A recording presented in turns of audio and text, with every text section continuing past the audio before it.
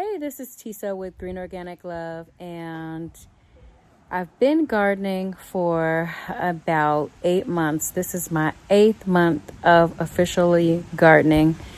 Nobody told me that it was going to be such a mad cleanup from winter to spring, but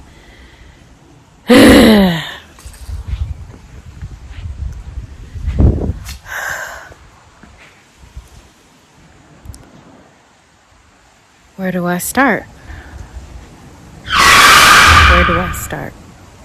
Can we talk for a minute? Green Organic Love, and I just wanted to record a little night vision of the garden on part 2 of my garden walk.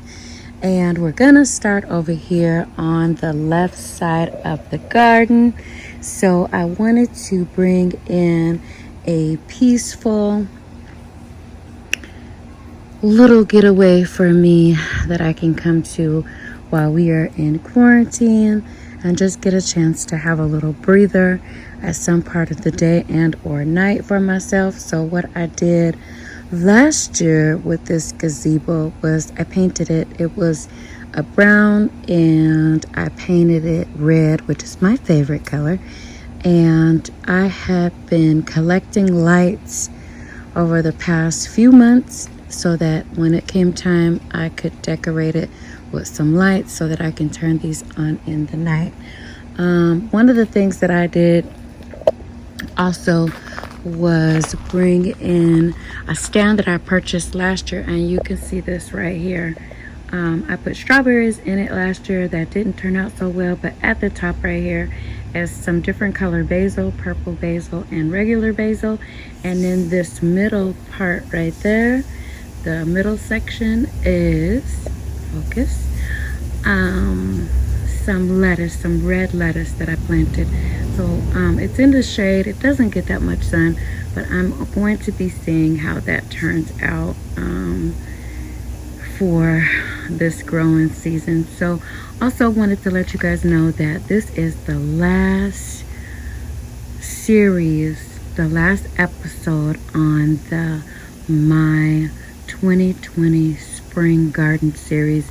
After this episode, we will be moving into the My 2020 Summer Garden series. So I am a little bit late starting my summer garden. So what I had to do was purchase some seeds, some seedlings, so that I can plant them starting next week. So, but we'll talk about what is the garden that I finished up and is now in full effect for spring. So I purchased these little baskets, as you can see. Let's get up a little bit closer. I purchased these from Home Depot, and they came equipped with some succulents, and I'm not a huge fan of succulents, but I purchased them more so for the basket. I couldn't purchase this cone basket without the succulents. So there's 2 of them. There's 1 on each side. I purchased a little welcome sign because I always want to make sure that I'm welcoming myself, because it is kind of off limits. This is some personal space, even though there's 2 chairs in here. It's just really a place for me to put my feet up at. But right now, yeah, I'm not done with it. There's some stuff that I purchased in here from last year that didn't work out. I believe if I water these succulents right here, they'll probably come back. But for right now, I haven't been. I got this butterfly as a gift. It was actually on a stake that you could stick in the ground, but when I moved, that broke. So also some succulents over here that I haven't been watering. So put a little bit of water, because they don't require much, then I'll be able to bring those back to life, hopefully. And then there's what over there. Yeah, so these roses over here I'm going to take down. I did not cut these back, and although they are thriving, I want them to be able to do a little bit better. Let's see, what else did I have over here? I love watering cans, and I've wanted to get these particular watering cans for some time. I got two of them. I set one of them in the house on the dining room table, but I think I'm gonna bring it out here too. It just doesn't fit that decor, and so I think it would be cute out here somewhere. Just don't want to overcrowd what I got going on out here. I'm not exactly sure where everything is gonna be placed. So we did some research on this tree, and this is in fact a magnolia tree. These two trees, this one here and this one here, are magnolia trees. Also, I got these two trees right here. Those are avocado trees. And you actually need 2 avocado trees to be able to successfully have avocados every year. Now, you can buy one, but if you do, it'll produce every other year. And the reason for that is because it's self-pollinating. The flowers that come on the avocado tree are both male and female. So it works, I guess you can say, half time. But it's self-pollinating, so it works every other year. So, but if you get 2, you'll be able to have avocados every year. So I hope that makes sense, because it's really kind of weird how it all works. But God created it, so I'm not going to question anything that He created. But it's hard. It was a little bit hard for me to explain and get at the same time. Now, let's move on. I'm going to be planting something in these. I'm not quite sure what they are. I was thinking maybe that I could plant watermelon and have watermelon grow over here. But back to just a quick second to the avocado trees. I'm not quite sure whether I want them to be in the containers or outside of the containers. I'm not quite sure yet where I want to place them in the garden. I'm not quite sure yet. But I will show you where I was thinking I wanted them to be. Another reason why I'm not disturbing them is because they have fruit on them. There are several avocados on both trees that are growing right now, and the shock that actually comes with transplanting is pretty great. So I'm not going to disturb them right now. And once again, if you have more information, because I am a new gardener, on something that I should do with them, please leave it down in the comment section to let me know. But for right now, I have been feeding them. I've been watering them like maybe once or twice a week since I got them. I'm afraid that I will do what I did last year, which was overwater things, and I don't want to do that. They don't look like they're suffering at all. Nothing looks actually like it's suffering. It does look like it's been thriving in the couple of weeks that they've been here. So I'm just going to let them be. I'm not going to disturb them right now. I'm going to wait until this growing season is over, and then I will go ahead and transplant them in the area once I have amended the soil to make sure that that soil is able to receive them and help them thrive.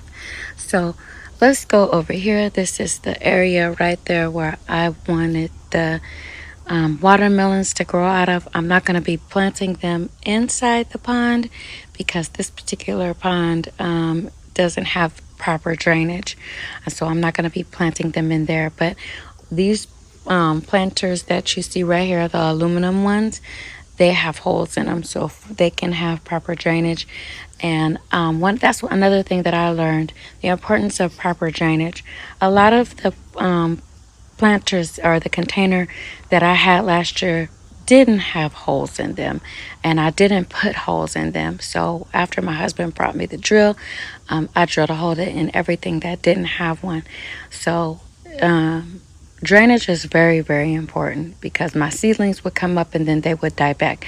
And so you have to make sure that you have proper drainage.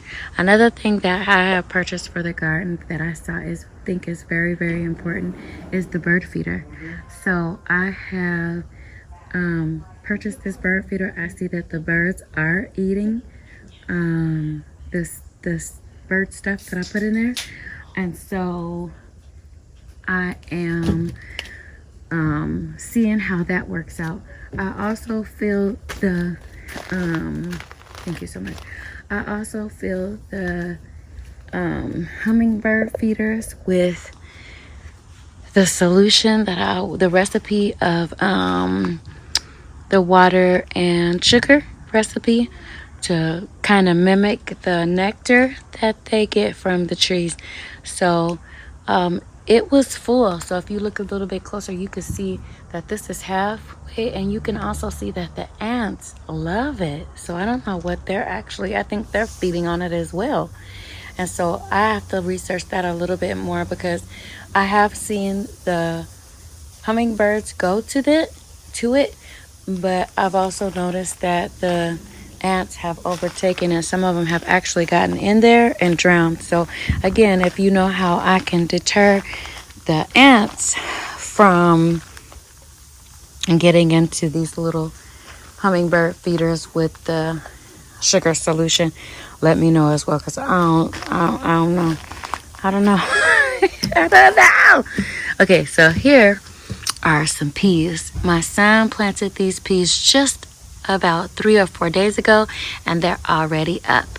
So I was happy to see that. I called him out here earlier today to show him that the peas that he planted are already up. Let's talk about this little area right here. This is a rose bush that I purchased last year. I put it, as some of you may remember or not, that this whole little area was a koi pond.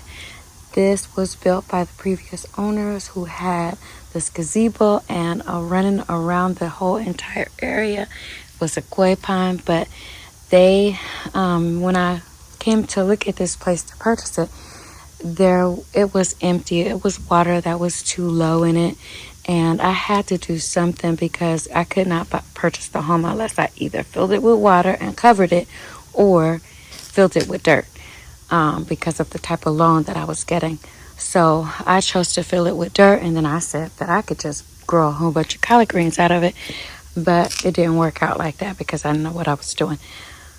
And I ain't afraid to admit that, you guys. If you are a new gardener, take your time and just learn how things work. This channel, I did wanted to say also is newbie friendly. As I learn, I will definitely teach you what I know. But I have decided to take a step back and learn a little bit more, so that I can show you and tell you as I learn what works for me and what does not work for me. But as far as being an expert on any particular thing, I am not. So again, let's go back to this particular little area. The roses, I had this whole thing filled with roses, and maybe about 6 of them were in here, and this is the only one that is thriving at this point. I put some marigolds in. All the other ones died. I put marigolds in there just this week, and I put some other little things in here. And then I looked a little bit closer just a couple of days ago, and there's another little plant that's growing. I think it's a lily, because I planted a lily in here and it died last year, but look, it's coming back. So I don't know exactly what that is. Can you see it? I don't know exactly what that is. I don't know if it's a lily or not, but that's what it is. I decided to get this little bowl for the birds when they thirsty, because in the summertime I live in a valley, and in the summertime it gets pretty hot out here. So I wanted to give them a little bit of water to make sure that they're getting, everything they need without eating my fruits. So here's another little feeder over here. moving along to over here on this side of the garden. This is the soil that I amended with the leaves from the fig tree, as well as the pulp from my juicing. And so I planted a bunch of sunflowers and corn because this is where I wanted them to grow. But I do plan on companion growing with some other things in here as well. I did really, really well with the squash, but I'm not quite sure that I want the squash to be over here, but I'm not sure. These hoops, I'm really glad that I put them in because I thought that maybe I could plant something over here that would vine up them, but I don't know if I want to do that now. Now what I might be doing is because I realized that it gets so hot here in the summertime that I purchased some curtains. What do you call those things? The thinner ones. Some shade cloth so that I can put over these hoops for whatever I decide to put in, and it could protect it from the blazing sun in the summertime. But these sunflowers are doing very well. The corn is coming up quick. Sunflowers are coming quick, and the corn is coming up very quick. And this is the grape tree. It's a red grape. I didn't want green grape. I wanted red grapes. But I don't know if you remember the last post that I did, the last month's garden walk, but this has taken off. It is really thriving, and it doesn't look like it has any kind of disease, or it is thriving. I have not yet seen any signs of any grapes yet, but I will be waiting. Yeah, and that's what this is. And so moving back over here, that is pretty much going to do it, you guys. Wait. Okay, so I'm gonna come back over here.